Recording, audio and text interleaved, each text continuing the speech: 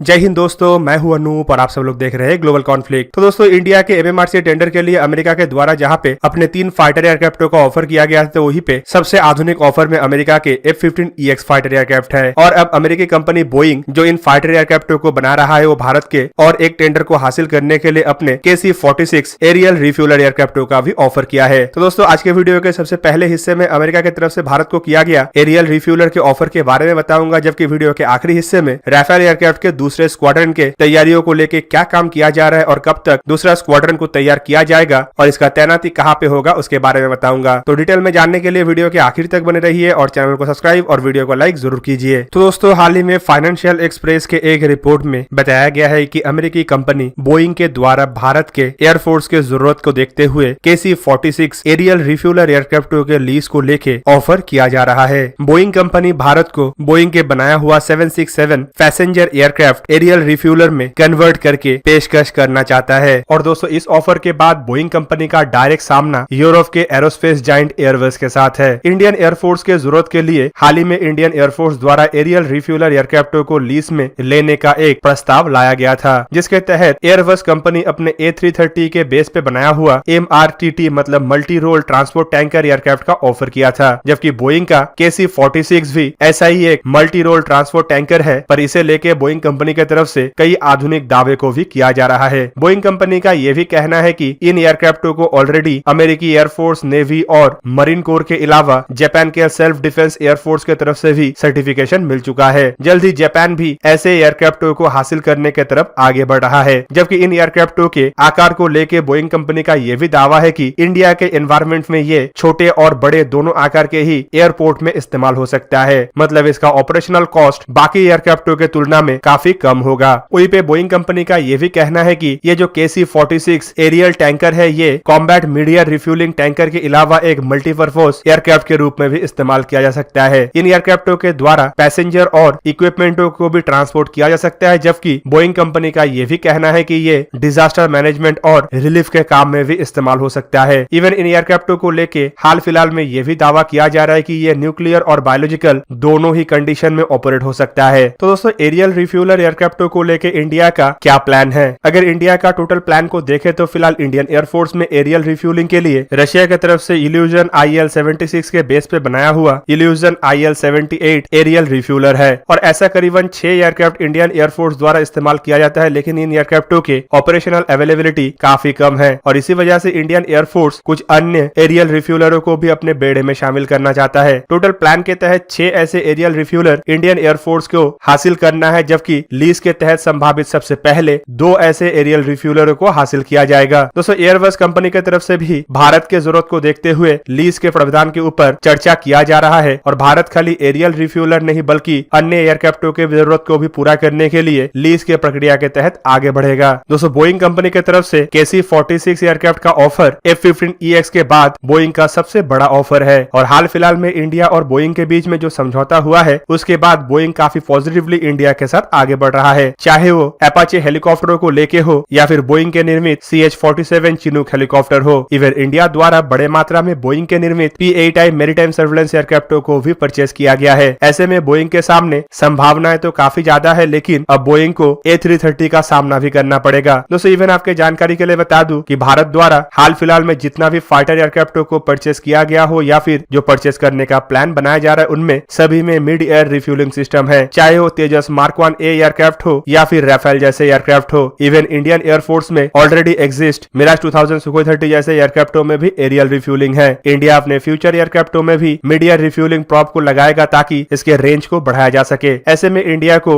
ऐसा aerial refueller aircraft का आवश्यकताएं है जो इंडियन एयरफोर्स के फाइटर एयरक्राफ्टों के साथ सुटेबल हो। देखना यह भी है कि बोइंग कंपनी की तरफ से इस चीज को ध्यान में रखते हुए कितना हद तक आगे बढ़ा जाता है। दोस्तों, अब चलिए बात करते हैं इंडियन एयरफोर्स के राफेल एयरक्राफ्ट का दूसरे स्क्वाड्रन के बारे में। तो दोस्तों, आप सब लोगों को पता ही होगा कि इंडिया द्वारा फ्रांस से टोटल 36 राफेल एयरक्राफ्टों को परचेज किया गया है। मतलब ये टोटल 2 स्क्वाड्रन होता है, जिनमें से हर एक स्क्वाड्रन में 18 एयरक्राफ्ट होगा। इंडिया द्वारा राफेल एयरक्राफ्ट के पहले स्क्वाड्रन को अंबाला एयरबेस में तैनात किया गया है, जिसका नाम है स्क्वाड्रन नंबर 17 गोल्डन ईगल। जबकि राफेल एयरक्राफ्ट के दूसरे स्क्वाड्रन वेस्ट बंगाल के हसीमारा बेस में तैनात किया जाएगा। और कुछ खबरों में अब बताया जा रहा है कि संभावित नेक्स्ट महीने के मध्य या अंत तक दूसरा स्क्वाड्रन का भी गठन कर लिया जाएगा। जाएगा। दोस्तों इंडियन एयरफोर्स को फ्रांस की तरफ से ऑलरेडी 11 राफेल एयरक्राफ्टों का डिलीवरी कर दिया गया है और कुछ खबरों में बताया जा रहा है कि नेक्स्ट मंथ मतलब अप्रैल के अंत तक फ्रांस भारत को और 10 राफेल एयरक्राफ्ट का डिलीवरी कर देगा। मतलब इससे अप्रैल के अंत तक इंडियन एयरफोर्स के पास करीबन 21 राफेल एयरक्राफ्ट होगा और पहला स्क्वाड्रन में 18 एयरक्राफ्टों को संपूर्ण करने के बाद बाकी एयरक्राफ्टों के द्वारा इंडियन एयरफोर्स अपना दूसरा स्क्वाड्रन का स्थापना करेगा। दोस्तों हसीमारा बेस वेस्ट बंगाल के उत्तरी क्षेत्र में है और ये इंडिया तिब्बत के बॉर्डर के मध्य और दक्षिणी भाग को कवर करता है, जबकि जो पहला स्क्वाड्रन है मतलब गोल्डन एरो